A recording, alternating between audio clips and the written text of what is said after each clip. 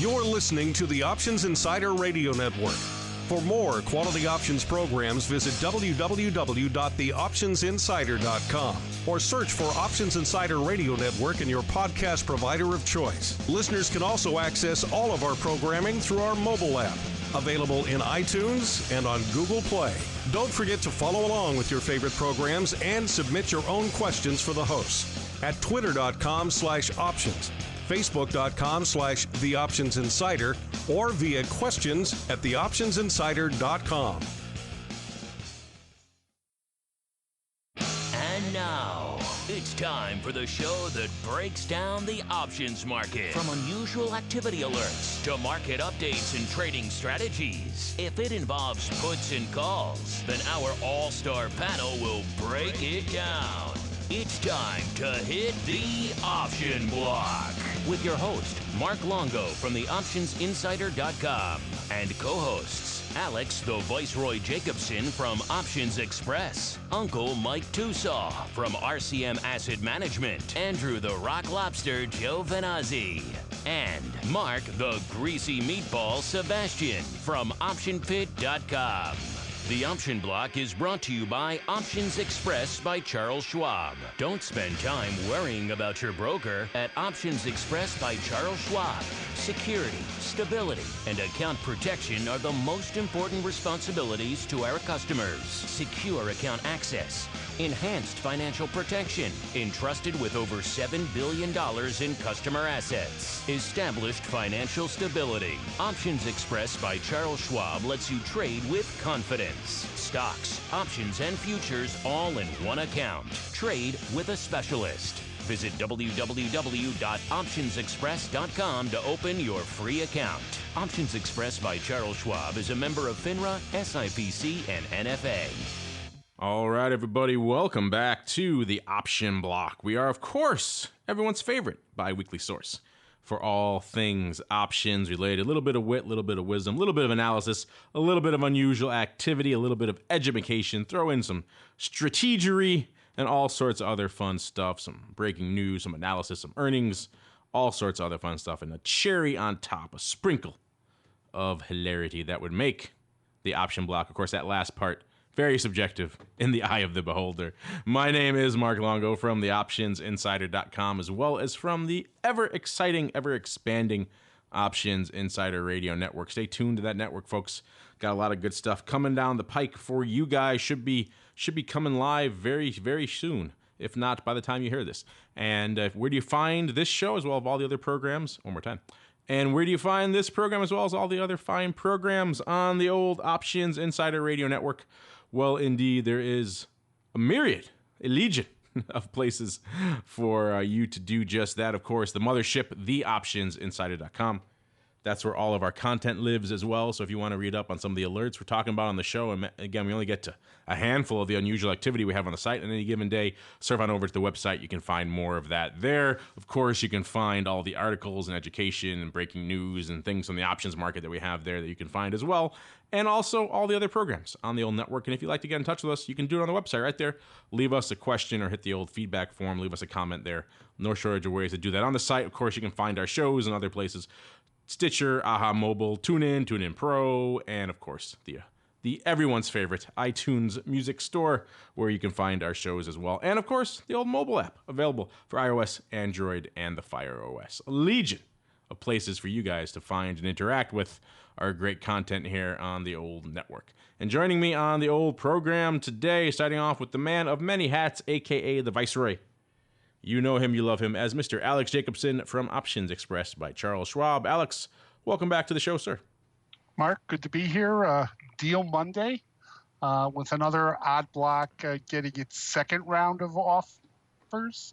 And we closed at the highs of the day or right near the highs of the day. So a good day in the market. So rally ho indeed. Good stuff brewing as usual. And also joining us on this truncated all-star panel today, Mr. Rock Lobster, none other than Andrew Giovinazzi from the pit.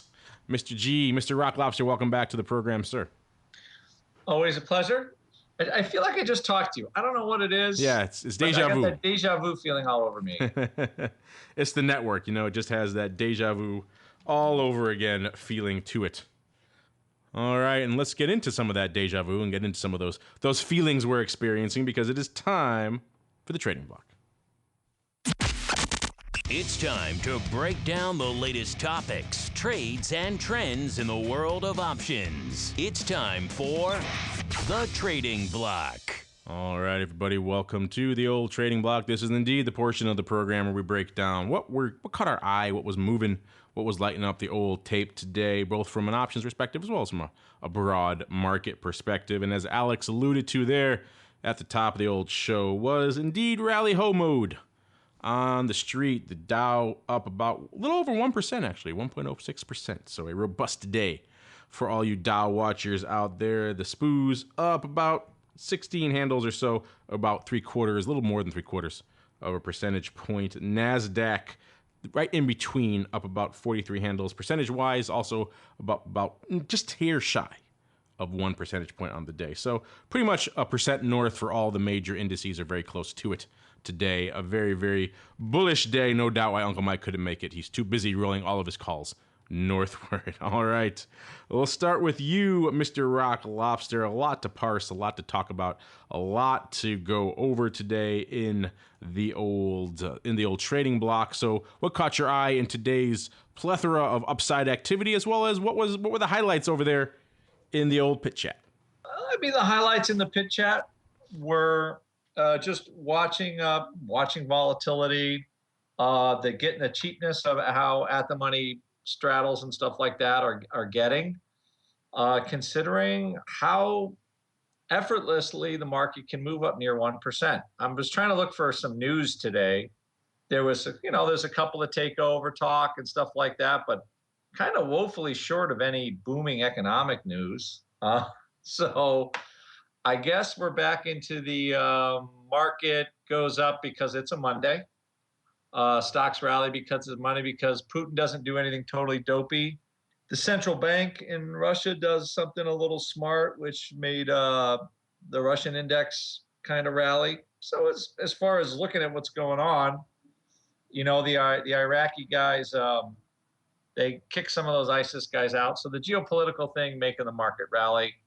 I think a lot of the volatility right now is all there because stocks don't really want to sell off. I mean, there could be a panic, but I'm seeing all kinds of volatility at super low levels here again. So there is not a lot of, let's just call it, worry out there, even though we're not a 10.5 VIX like we have been in the past. Still, 1232 is not ringing the high end of the register either. So just there's not a lot of worry. So we did look at some trades. We looked at the treasuries, basically just continuing to buy premium in the treasuries. It seems like it just keeps moving around for no rhyme or reason. So own a little into Yellen. I guess you'll talk at Jackson Hole and maybe scare the crap out of everybody again. But that's what we got. So I think at the money volatility is relatively inexpensive right now. So I would be careful selling a whole lot of it right now. Yeah, we'll get to it in the odd block, of course, but we always talk about when we're looking at unusual activity, we talk about implied versus realized, not just in the Vol View show, listeners, we also do it here. And a lot of these names are starting to see some percolating where they're actually the realized is superseding the implied in some ways, which is always an interesting scenario to watch for. Speaking of things to watch for, Alex, across all the myriad upside today, what really caught your eye in today's activity? Well, I'm going to sound like Tusa last week, but the 10-year had a realized today of over 30%. The German 10-year had a realized today of, get this, 100%. Really? So, yeah, it's a 6.5% daily move. Wow. That's huge. Yeah. I take it they sold it off, or I don't even. The rates were up a little bit, but the daily move was remarkable. But, I talked a little bit last couple of shows about the social networking, the hot three, Facebook, LinkedIn, and Twitter. Ironically, today they were mixed. LinkedIn, which has been on a tear, was lower today. The energy sector was mixed today, which was kind of strange because there were a lot of cross currents in energy today. So, the Schlumbergers and the Bakers were up big, and they murdered Conoco today. And there was a story that all this cheap energy is going to hurt some of the investment that the traditional energy providers have made. So that's a little bit of what was going on today. When I talked to the desk earlier, they just said it's all green except for VIX, and we're seeing people buy premium into this because of the low vol levels. A couple of the guys on the desk talked a little bit about some call selling, people who thought stocks were maybe at an extended level who were selling some calls. But today, we were up right out of the box, and we just stayed up. And the last hour of the day, the last half hour of the day, sometimes the last 15, 20 minutes of the day have kind of changed the story. Today, it wasn't like that. Today, it was just buying, and the market closing near the highs. Yeah, a lot of interesting stuff afoot today in the broad market, including some activity in a name we've profiled quite a bit here on the old show. So maybe we'll dive right into that then, because it's kind of interesting as well. And we'll dive right into our next segment, which is indeed the Odd Block.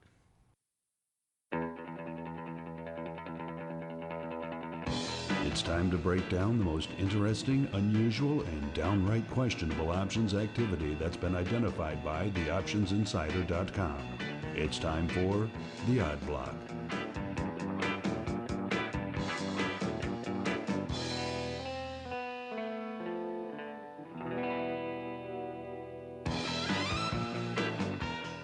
All right, everybody, welcome back to the Odd Block. This is, of course, the portion of the show we break down the weird, the wild, the unusual, the downright just bizarre activity that's catching our eye in the options market. We're going to kick things off before we get to today's activity. You guys will remember on the program just about a little over 2 months ago now, back in early June, we profiled some pretty weird activity going up in Dollar General. That was, of course, this people just buying premium left, right, and sideways here in this name. In particular, back on our show on June 9th, we profiled someone coming in buying the Nove 65 calls at the time for $1.05, 5,000 times. The Jan 75 calls for 55 cents. He also bought the Nove 5060 Strangle 1,500 times. And then this guy came in and doubled down later on and bought about 10,000 more of each over subsequent sessions. So he really loaded up on at least 20,000 on a lot of these strikes, if not more, all here in Dollar General. He was speccing on some big movement with the potential takeover with Family Dollar, their rival in that space. And now we're seeing that news come to fruition. Today it was announced that Dollar General is making a bid for Family Dollar. Dollar General, of course, rallying north, which is interesting given the fact that usually you don't see the acquiring firm make that big of a gap, but C'est La Vie up about over 11%, and Family Dollar, ticker symbol FDO, up about 5%. It's going to be an all-cash deal worth about, this news is right, about $78.50 a share. That's a little higher than Dollar Tree's offer of $74.50 a share that came in back in July. So not surprisingly, this is interesting to us because we, of course, profile this one. And just peering through the old strike chain while we're talking here, it seems like there still is some size on a lot of these strikes. In particular, 22,000 of the Nove 65s open, 22,600 to be precise. But Nove has been a little bit of a liquid month, so let's look at the Jans to see even better. And yes, still 20,770 of the Jan 75s. Those are up about 70 cents today, about $1.25 or so. So this guy doing all right on most of these trades so far. The Jan 75 is going up for 55 cents, so he's already more than doubled his money on those. Even if he gets out, the market's pretty wide here. But again, this is after hours market we're looking at here. So I know we had looked, and this guy wasn't able to get out of them before, or maybe he was unwilling to do so. Perhaps now he is. Andrew, have you been paying attention at all to this just ridiculous activity out in Dollar General, and the fact that this guy is still holding on to the dream here in the Dollar General premium? You know what? After we looked at it, I kind of let it go by because I thought the takeover was kind of there and it was sort of done. But apparently not. That this activity wasn't enough to really pop up for me. Although now I'm looking at it today. Just when I did my other, when I was looking at other stuff. But oh my gosh, they're kind of back in buying some options, aren't they? On the Gemini exchange. Yes, I saw that on the Gemini. There was the one trade on the Gemini today. No, I'm joking, of course. They do some volume over there. But I mean, it looked like a pretty big roll from the 59s up, something like that. So hey, if it works, don't fix it. I guess that's all I can say. Yeah, I guess the question now is that this guy is going to finally get out of these. And I mean, he bought Jan way back when they were really, really long term. And he's been holding on to him. Of course, there was that initial news with Carl Icahn. It didn't seem to work out the way they wanted. I think he was making a bid for Family Dollar, but that didn't involve Dollar General the way he was hoping. So he was really waiting for this news to come out, it seemed like. And now it'll be interesting to see if he finally pares those down or if he's just, if he's going to add more. Who knows? This guy obviously loves all the premium he can get out here in DG. So we like to review these names every now and then, see how they're playing out. And right now, this guy had a long time horizon, and it's finally starting to come due. Nove still looking good, and the Nove 65s are still 22,000 open. Those are about 320 at 380, trading right around 3.5, 360 in the middle there. So those up looking pretty good today as well on the news. So interesting to see if this guy takes his money and runs, or if he holds on to it for a little while longer out here. Meanwhile, we'll move into the actual odd block of today, the actual alerts that were catching our eye. That one was kind of just rising up on the tape as we were talking, and always a fun thing to look at here. This was first one, wouldn't be the odd block if we didn't have some ridiculously cheap name. And so we're going to kick things off today with one of those cheapies. This is American Superconductor Corporation, ticker symbol AMSC, closing today a whopping $1.75. This is the name that does also a whopping about 600 contracts a day, but doing some fair paper today as a result. And what we highlighted in particular wasn't the most sizable of trades, listeners, but it was perhaps interesting. It was the SEP2s, yes, the SEP $2 strike, going up today. When we highlighted it this morning, about 500 or so total on this strike now of nearly 2,000. So pretty sizable for this name. And they were going up for 5 cents. And what's interesting about this, not so much the volume, we profile higher volume trades than this, is it's kind of fun to watch these trades sometimes unfold in the marketplace. We had a guy coming out here offering some fairly decent size for this name anyway, offering these calls at a nickel. And he was sitting there resting, dangling that offer kind of like out there like a hook in the water. Andrew, you'll appreciate the fishing analogy, diehard fisherman that you are. And then he dangled that out there for a while, and he started to get some nibbles. Then he started to get some more nibbles. Then a huge whale came up and gobbled up his fish. And the next thing you knew, those calls were bid out in his face. So yeah, now they're nickel bid at a dime. Someone just coming in for size to gobble those up. And interesting to watch how these play out. I'm sure this guy's not too happy. He's looking to get out. But probably also was thinking, well, maybe I could have held out for a little bit more money than dumping them all at a nickel. But c'est la vie. Interesting to watch these things. Sometimes you have one narrative for a trade, and then it kind of just goes in your face. What you take here, Senior Rock Lobster, on this guy getting lifted pretty early here in AMSC. Yeah. I might even be closing. Like some part of that might have been closing, but for sure, the balance of the paper is opening on that strike. So, are they just doing it kind of on a low vol type of play? At a nickel, the volatility is super cheap in there. So to be honest, I would expect this stock. I mean, it used to be kind of a darling type of stock. I think they sold stuff to windmill makers, and it was like a green dream stock thing back in the heady days of, the early administration, when every green stock was a beautiful thing. And right now, it's fallen on kind of hard times as those sales didn't quite materialize. It used to be a $40 stock at one point, not very long ago. So now it's $1.75. I think somebody was trolling, and they saw that nickel offer and said, okie dokie, this is pretty cheap. So I'd be interesting to see how this one plays out, actually. It wouldn't surprise me, actually, if these nickel calls were in the money at some point between now and the end of September, just because, there's a lot of money now chasing sort of these out of favor stocks, with the rest of the market so high.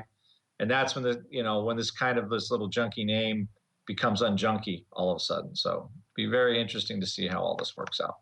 Once again, we're very technical here on the old show, listeners. Junky and unjunky, those are our technical terms for these little cheapy names that we love to talk about so much here on the old Odd Block. Moving on to a name that has a little bit more juice. Not a heck of a lot, but a little bit more. This is the newcomer to the Odd Block. This is 8x8 Inc. Ticker symbol EGHT, or just about the abbreviation for 8. These people develop and market telecommunication services for IP, telephony, and video applications. So there you go, listeners. Now you know exactly what they do. This is the name that, again, not the most robust in the world from an ADV perspective, doing about 300 to 400 contracts on any given day. And what we saw today was a little bit more size than that. And what caught our eye was a block of the Nov 10 calls going up for about 30 cents. So these are, again, slightly out of the money calls, about $2 out of the money calls right here. Going up for about a quarter, 25 cents here on the day. And they went up initially in one block for only about a few hundred or so.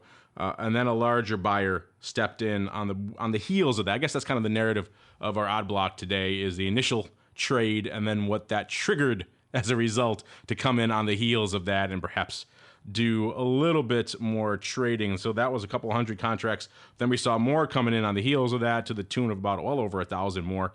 Total of about nearly 1,400 on the day, going up on that strike. Coming in after on the heels, paying 30 cents, and not surprisingly driving up the IV on that strike as a result. Some open interest there, about 700 contracts, so roughly half of the volume we saw going up today. So this is all open in paper, or at least a good chunk of it is. And another one looking for some fairly aggressive, fairly robust price appreciation in here by November, this name getting north of the 10 handle. So people, perhaps two narratives in the Odd Block today. One is the trade adjusting a little bit or developing after initial contact with the enemy. And then the second part is scooping up perhaps some cheapy names on a spec on some upside. Is that your take here as well on this interestingly named name 8x8 Inc.? 8x8 Inc. Yes. This is one, it's a little company, makes some money, doesn't make a ton of money, but it's not a total piece of junk. But they're going out, they're buying November. I mean, the 10 handle is a stretch for this company. It's been a while since it's been there. But, kind of like that American Semiconductor, somebody comes in probably writing some very cheap calls. Paper steps up and buys more. So this is another one where it's not out of the question that these calls could be worth something. I mean, it has a high of like $12.50. Doesn't really seem a lot more than that over the last couple of years. But again, just somebody coming in, buying it, and just taking it up a little higher. So maybe this is the big bounce in the Russell everybody's looking for. All these little stocks are starting to exhibit some signs of life all of a sudden. So, but it seems like it gets queued up here by just basically like a large, fairly large buy writer for the name, just selling these calls into the hole, and then other paper comes in and buys them up. There's always a bigger fish, said a wise man. But yes, interesting stuff to see here as a kind of not really two-sided, but two-directional paper, hence a bit of a market. That's why we like to watch this stuff here. Interesting stuff. Speaking of interesting and perhaps a little bit disconcerting as well, our last name here is, of course, TASR International, ticker symbol TASR. Everyone knows this name. These are the stun gun manufacturers. They make a lot of these personal defense and military and police devices for use in a variety of situations. The name today closing $14.68, up fairly robustly, up about 5.5%. And a lot of this, people are speculating, a lot of this rally we're seeing in TASR is indeed due to the frequently and heavily covered unrest over there in Ferguson, and all the resulting footage coming out of there. People bidding up TASR as a result, perhaps a bit distasteful, but c'est la vie. That's what we see on a day-to-day basis in the old marketplace. This is the name that on any given day isn't the biggest option player. They do about 1,000 contracts a day, so it's respectable, I should say, from an options perspective, an options volume perspective, but not a leading name by any stretch of the imagination. Yet today, seeing some paper. I'm looking here just in the SEP expiration cycle alone, and we're seeing many times that ADV going up today, even in one strike. Let's start off with what we saw today, which was the SEP 16s. This was the strike du jour today. When we profiled it this morning, we saw about 200 going up for 40 cents paper buy-in, so pretty aggressive buying. And then, of course, those are still out of the money, but getting closer every day. But we saw a total of about 1,400 contracts going up on that strike alone, about 1,000 of the meteor SEP 15s, about 500 of the SEP 13s. So paper pretty much all the way across the board. Only about 500 open on that SEP 16 strike, so it seems like fairly robust opening paper. That first chunk, the first profile we saw, again, going up on Gemini. Today was the Gemini day. One block for 200 contracts, but then the rest piled in after the fact in a variety of different capacity, different sizes, different trades in general, but still a lot of love pouring into TASR right now. Perhaps some of this also spilling over to some of the unrest we're seeing internationally as well, Andrew. It's not exactly happy times in the news, and whenever you're seeing that usually tends to correlate to decent times for TASR. Mr. Andrew, take us home here with this just flurry of upside here in TASR. Yeah, I think this is like the classic, maybe buying the rumor type thing. I think TASR, this a client told me, I didn't even know this at the time. They might make those little police video cameras now. They branched out because GoPro had a little action too today. It was up a couple of bucks, 5% at one point during the day. They make those little kind of all-weather cameras. So maybe all of a sudden every police man in the world will have these little micro cameras on their uniforms. Who knows? But I think that's what kind of the spec was. We'll see if it actually plays out. And that's what these call buyers were doing. But literally just buying the juice up, bidding the vol up, on the spec that this might happen. Maybe I just have a feeling that all this out of the money juice is just going to go poof here once this news dies down a little bit. But that is just the contrarian in me somehow. Yeah, this seemed pretty speculative to me at first. People gobbling up a name based off unrest in one town that is going to drive orders for stun guns. But you dig a little deeper, you're right, and it's actually what people are specking on here is this Axon video camera that apparently TASR makes, and people are speculating that not just this one event, but this is going to trigger, of course, wider adoption of these cameras on police officers and in cars and things like that. And them being one of the manufacturers, TASR, they're getting a little bit of a bump as it is, even though it's still, they even say here, they admit that it's a very minute portion of their revenue. Perhaps that's going to change as a result. Certainly a lot of paper coming in specking that is indeed the case. Either way, interesting stuff. We'll keep an eye on that one as well. Somehow I have the feeling that we're not done talking about TASR here. Meanwhile, we're going to keep on rolling right on into the next portion of the show. It's time to grab your fanciest of fancy hats, listeners, because it's time for the Express Block.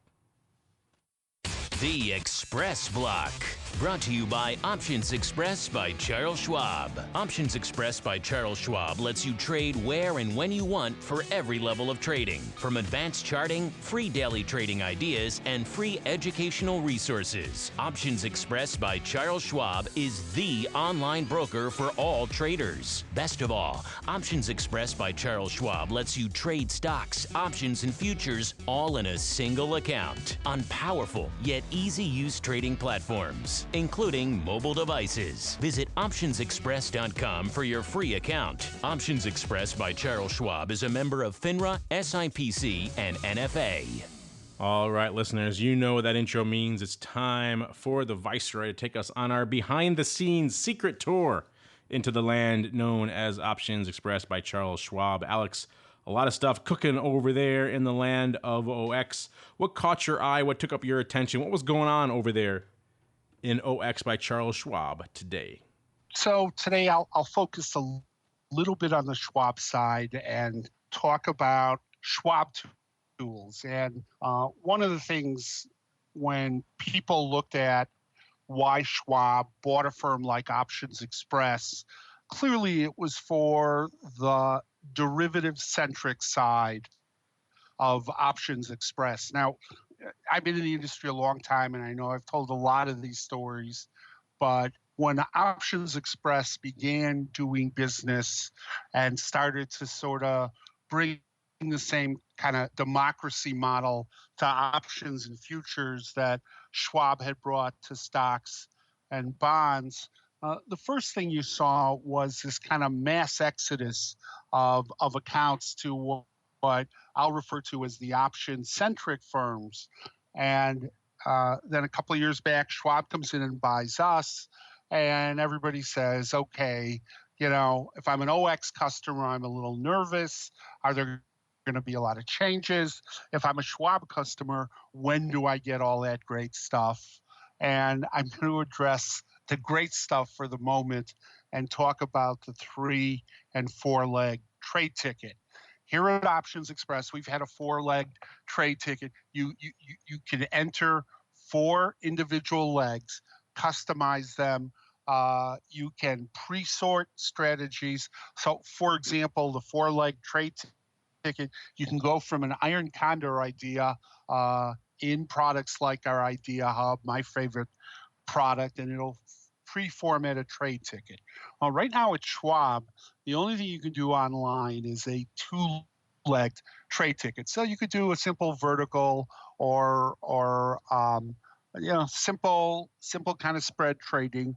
And the challenge has been, if you wanted to do 3 or 4 legs, you want to do front spread, a back spread, a butterfly or condor, you had to pick up the phone and call the trading desk. And again, the challenge, OX customers, they call the trading desk, there are no additional charges. But Schwab customers get hit with a charge if they call the trading desk. And I understand that adds some reluctance to a customer. And sometimes a customer who has maybe their core holdings or their bonds at Schwab, in reality, account for their credit spread trading or their iron condor trading or their butterfly trading. Well, the 4-leg trade ticket is coming to Schwab and should be here the 1st to 2nd week of September. Right now it's scheduled for the 1st week of September, but give me a week worth of wiggle room. Nina, who's our head of active investor online education here at Options Express, has actually finished the webinar today. We've been collaborating on the webinar, and that webinar is going to go up for Schwab customers probably in the next 3 or 4 days. So we're very excited, kind of bringing Schwab into the modern day of derivative trading with a 3 and 4-leg trade ticket. If you're a Schwab customer, I mean, candidly, I have met Schwab customers who've said, I keep an account at Options Express when I want to do a back spread, or I keep an account at Options Express when I want to do an iron condor. But, candidly, most of my money is over at Schwab. And of course, at OX, before we were owned by Schwab, we then began to work that customer to get their assets in here. But the 3 and 4-leg trade ticket will be available on Street Smart Edge 1st or 2nd week of September. It has the integrated OX trade and probability calculator. That's already available on Street Smart Edge. Somewhere up the road, Idea Hub will be on Street Smart Edge. Right now, it's on Schwab Mobile. And we've talked a lot on the show about mobile and how it's really becoming a platform. And I don't want to extrapolate out the growth of mobile. If I did that, that would mean in about 3 years, nobody would be trading on a laptop or a desktop. And I know that's not going to be the case. But great tools coming to the Schwab side. I think the mobile application of 3 and 4 legs is early 2015, but the challenge there, it's easier to talk about something when it's a couple weeks away than when it is 4 or 5 months away, because 4 or 5 months, stuff gets in the queue and then the dates change. But 3 and 4-leg trade ticket coming to the Schwab side, very exciting development. I have an account both at OX and an account at Schwab, and I, as a Schwab customer, am very much excited and looking forward to having the 3 and 4-legged trade ticket coming to Schwab in the next couple weeks. I kind of feel bad for those people. We talk about all these cool tools and things and trading techniques and strategies there, and those people are still sitting there saying, well, we can't do that. So maybe we should keep them in mind. I know a lot of Schwab people are listening to this show, so maybe we'll keep you guys in mind, and maybe we'll tone down some of the raving about some of the cool new things we're playing with until you guys get a chance to play along with them too. We're very egalitarian here, if nothing else, on the show.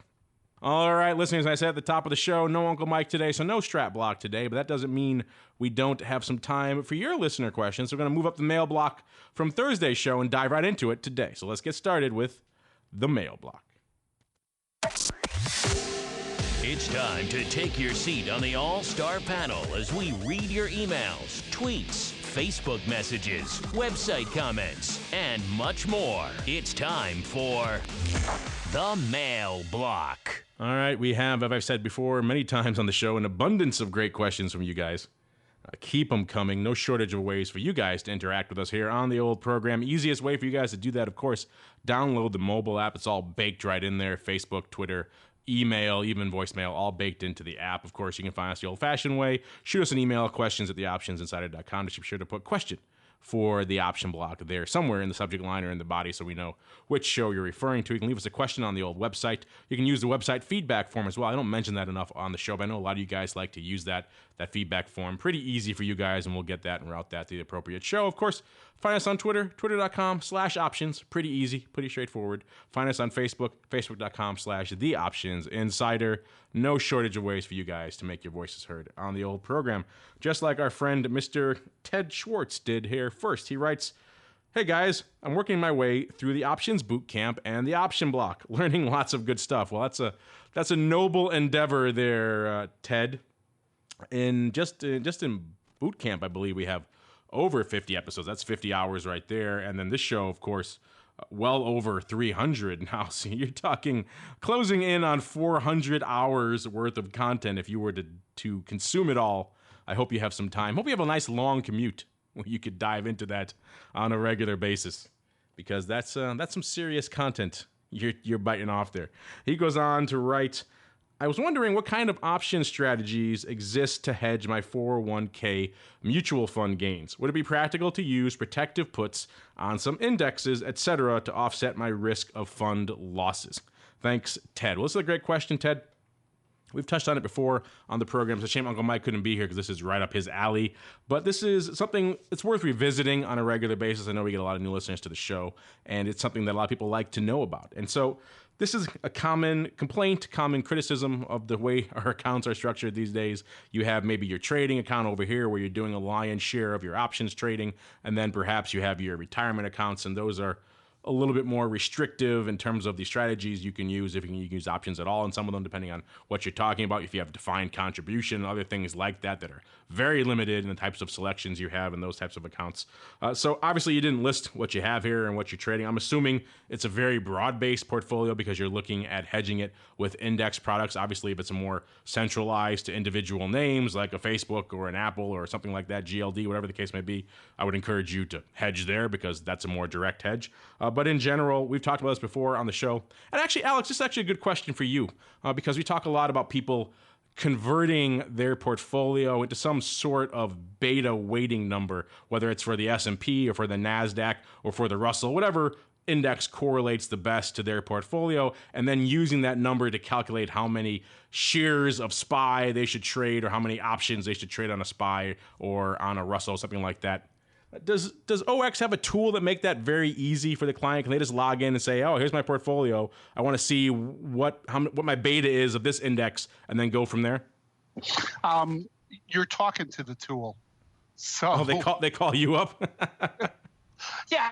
I mean, the trading desk will help with that, or they'll one of us in the education area will do that. Schwab actually has a tool on their site that does it, but I'm going to give you a long answer to a short question. Yes, you can hedge a 401k. And as soon as I say that, I know there's people who are going to say, yeah, but my 401k is at, and the three biggest 401k providers are Fidelity, Merrill Lynch, and Schwab. And they all allow hedging in 401k accounts. And now I'm going to put the asterisk up that say sometimes the provider doesn't allow hedging in the 401k account. So sometimes your 401k may have a restriction in it that doesn't relate to the ERISA rules. It relates more to the fact that your individual provider, the company you work for, may have placed a restriction on your 401k. So you say to yourself, so I can't hedge in my 401k, shucks, I'm not going to hedge. And that's a bad answer, because maybe what you want to do is hedge in the taxable account. Now, again, I know this makes it complicated, but you say to yourself, well, I got 300 grand in my 401k, I got 1,400 bucks in my taxable account. Doesn't make it that easy to hedge. So I get that. Try to get a little more money into your taxable account.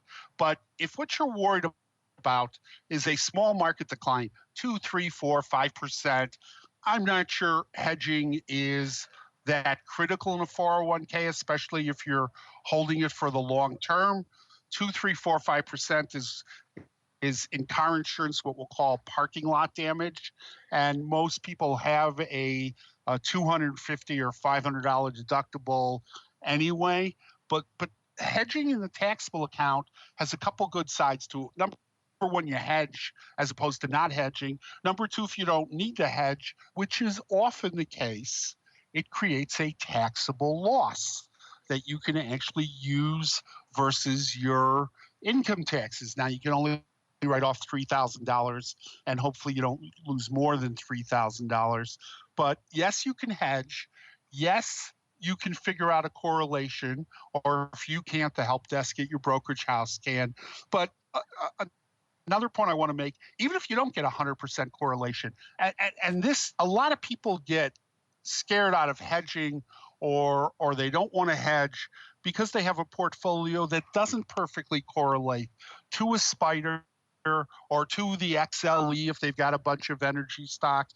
Here's the thing. You don't have 100% correlation. If what you're worried about is a catastrophic event, an October 87, an October 89, a 2008, and you hedge and you only get an 85 or 86% correlation, God bless you, you're going to be glad you hedged, even though it isn't a perfect correlation.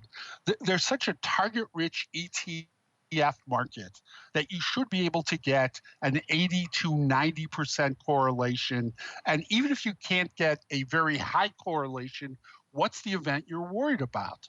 Are you worried about a credit event the way we had in 2008? That's easy to hedge. Are you worried about an energy event? Are you worried about you've got a gold heavy 401k and you're worried that gold's going to go back to some number? You can hedge those events.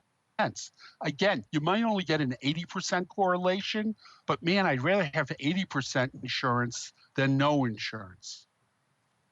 Yeah, we get this question a lot, and it's partly because of what you just referenced there, Alex. It is a bit of a laborious thing to take on yourself. You have to do the math. Hopefully your brokerage firm will help you. And then once you've done the math, you have to figure out which index is correlated. Then you have to do the math there to find out how many shares to buy or that you own approximately, then how many contracts to buy to hedge it. So it is a bit laborious. You probably have to do it in multiple accounts, like Alex said as well, because it's going to be difficult to do it directly in the account you're hedging. Some firms will actually prohibit it. So it's a lot of extra steps, and some people aren't even comfortable with watching this money in their trading account just erode and erode and erode constantly. It's a bit of a psychological dampener for them on their account, and it's a little bit of a downer. But if you can handle all that, it's certainly something that's worth doing, and certainly something that is worth investigating, because at the end of the day, you don't want to be just that guy who's out there just flying high and riding with the market. And if it goes up, it goes up, and if it drops by a third, then hey, it drops by a third, and I didn't hedge. So if you're worried about that sort of stuff, it's definitely worth doing the math and making a little bit of an effort to do this. And once you figure it out once you got a handle on how to do it, it won't be that difficult to go back and adjust or to roll down the road once you've already done all that work. But the lion's share of the work is going to be in the beginning, and hopefully your brokerage firm will help you with that. Mr. Rock Lobster, anything to add here for our friend, Mr. Ted Schwartz? I'm sure you have a lot of clients coming to you with this exact question. So I'm sure you've been down this road before in the past. What do you typically advise to a client, to a mentee who is in this situation? Well, we don't advise buying the VXX. I think that goes without saying, sir. We have set up several sessions with clients on hedging portfolios in like many different guises. I think also one of the more effective ways, although I think it's difficult unfortunately in like a 401k type, is like a time spread.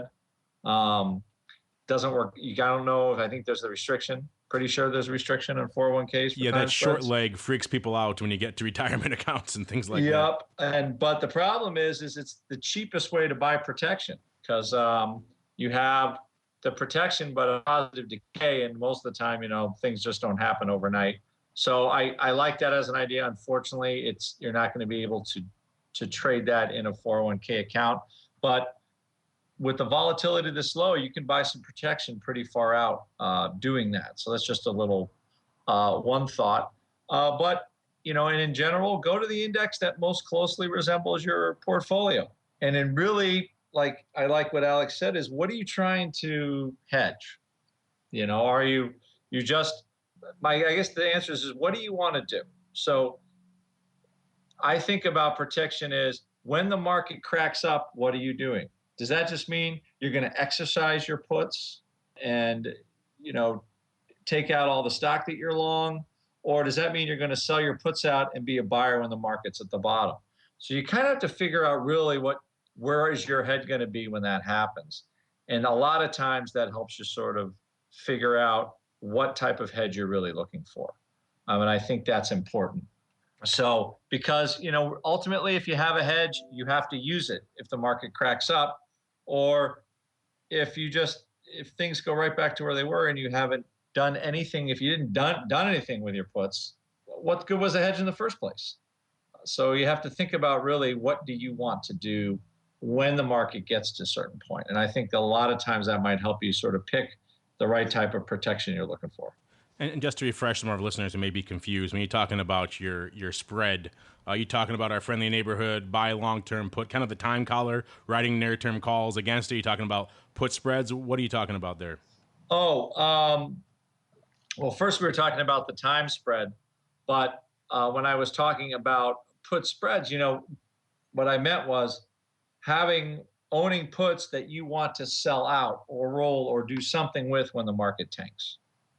And able to, generate capital. I mean, the biggest problem with market crashes, fine, you have some paper losses right now, but really to make things work, you want to be a buyer down there. So it's more important for me to think of when things are ugly, is it possible for me still to be a buyer if I want to be? So you have to think about the type of position that you might want. So to Andrew's point, Andrew made two good points, and I'm going to reiterate them. Number one, hedge the event, not necessarily your portfolio. Okay? I know that's a confusing comment to make, but a great point Andrew made is if you do hedge the event and all of a sudden your put spread, your collar, that you bought for 80 cents is $11, to Andrew's point, sometimes that's the currency to buy the bottom. Sometimes rather than just put the insurance check, take the proceeds from the put and put them in your pocket, use it to do some dollar cost averaging. And I'm going to make a third point here, and I'm going to aggravate a lot of people in the brokerage houses. I said the three biggest 401k providers are Merrill, Fidelity, and Schwab. And a lot of times you'll look at your 401k agreement or dial the 800 number for the 401ks, and you'll get somebody who says you can't hedge. Ask to have that call elevator to somebody on an option desk and see what they may be able to do to help you. Because it is not uncommon that I've heard from people who've told me they've been told they can't hedge in certain ERISA accounts, and they go away disappointed. And then when you dig a little deeper, you will find that most every 401k, not all, but most every 401k in the last decade has adjusted their language to allow some form of hedging. Now, when I say most every, that doesn't mean everyone, but there are provisions that sometimes people aren't aware that are there. When I worked at the SIBO, I had to go out to Arizona to do some mandatory training for a group of certified financial planners who had an investor. The group sold for a fund family, and they'd had an investor who said, "Can I hedge?" And one of the people had said no. And it turns out that in the fund agreement, the overriding agreement that was the trustee for the funds, there was a hedging provision, and they all had to get remedial education as part of the state of Arizona agreement. So sometimes dig past the first call on the 800 number and ask to talk to an options desk. A lot of people have adjusted, some still haven't, but have them dig a little deeper. This is why I love the mail block listeners. We have one question on the surface, relatively straightforward, and yet we can dive into it for quite some time here on the mail block. The downside is this: that's why we don't get too many of your questions on a regular basis. But keep them coming. We'll get to more of them on Thursday's show. Meanwhile, it's time for us to keep on rolling right on into our final segment. Yes, it's time for Around the Block.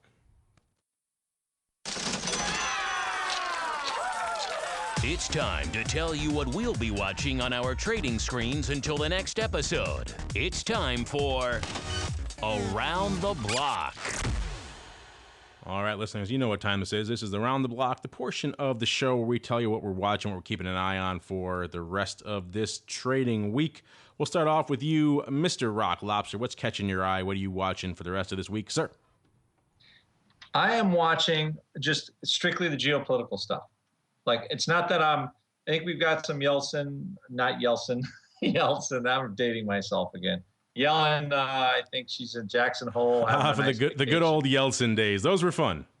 If you were out in the S in that time, listeners, you notice how fun that would be. He died on a rumor about every third day while I was out there. It was pretty impressive.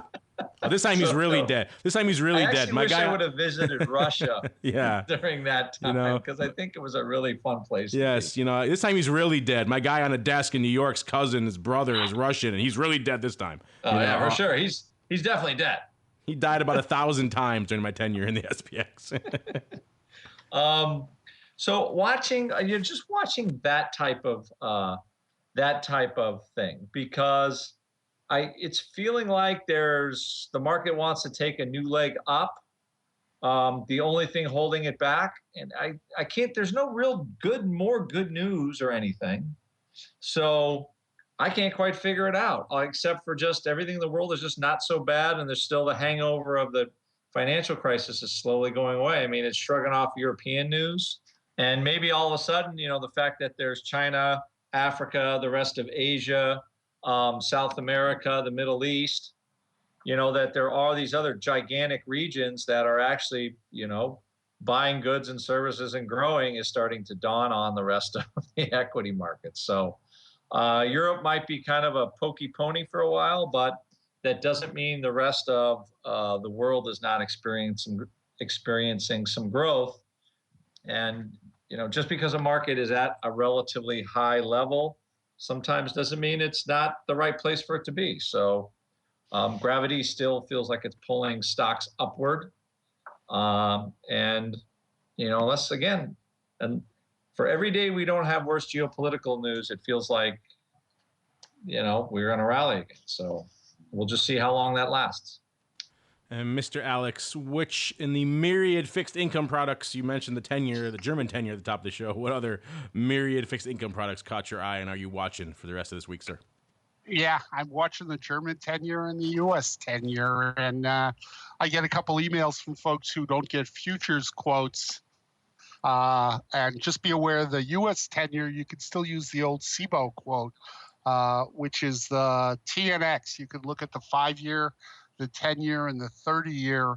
SIBO doesn't trade the option on the rate anymore, but they still run the quote, which is really very generous of them. German 10-year has been the barometer of what's going on in Europe, and as I say, today it moved 6%, which in treasury markets is a monstrous move. It's just an enormous move in terms of what went on with the yield today. The domestic marketplace, everything's good here. Rates are low. Nothing's going to come out of Yellen in the next couple of days. that I think is unexpected. You know, she's not going to get up and say, haha, only kidding, I'm raising rates a half point tomorrow. The Fed has seemed to work its magic, and it's worked. People will criticize it and throw rocks at it. News out of China, which began to look kind of difficult at the beginning of the year. News out of China is good now, to Andrew's point. There's a lot of good stuff going on, unless people start shooting at each other again. And again, to Andrew's point, a couple Fridays ago, he said, if we start shooting, it'll be good. That lasted, a bit, and the market rallied. So kudos to Andrew. But it's macro, and it's the sovereign rates, and that's what I'm watching. All right, and unfortunately, that's all the time we have for the Around the Block segments. Also, all the time we have for this episode of the Option Block. But before we go, as always, let's check in with each of our cohorts here on the old All-Star panel, see what they have cooking that may intrigue you until our next episode. Starting off with you, Mr. Viceroy, what's coming down the pike over there at OX by Charles Schwab? A couple webinars on Wednesday, the 20th, platform and site tour. Nina's going to do that. Then Mike Zaremski is going to do futures trading for new customers here at OX. The next live event is Saturday, August 23rd. Jimmy Ruzan and his team will be in Seattle. And then Nina's taking a couple vacation days, and then she's going to start the 3 and 4 leg webinars on the Schwab side. I'm going to put a couple up here at the end of August, talking about iron condors, the all-in-one trade ticket, and the walk limit. So look for those up on the site in the next couple of days. All right, and on behalf of Andrew and the Viceroy, and of course Uncle Mike Tusaw, wherever he might be, and myself, I want to thank all of you out there in the listening audience for downloading and streaming and subscribing to the show and making it such a success. And keep those questions coming. We love to hear from you, and we'll see you next time right here on the Option Block. The Option Block was brought to you by Options Express by Charles Schwab. Don't spend time worrying about your broker at Options Express by Charles Schwab. Security, stability, and account protection are the most important responsibilities to our customers. Secure account access, enhanced financial protection, entrusted with over $7 billion in customer assets. Established financial stability. Options Express by Charles Schwab lets you trade with confidence. Stocks, options, and futures all in one account. Trade with a specialist. Visit www.optionsexpress.com to open your free account. Options Express by Charles Schwab is a member of FINRA, SIPC, and NFA. The preceding program was a production of the Options Insider Radio Network. For more quality options programs, visit www.theoptionsinsider.com or search for Options Insider Radio Network in your podcast provider of choice. Listeners can also access all of our programming through our mobile app, available in iTunes and on Google Play. Don't forget to follow along with your favorite programs and submit your own questions for the hosts at twitter.com/options, facebook.com/theoptionsinsider, or via questions at theoptionsinsider.com.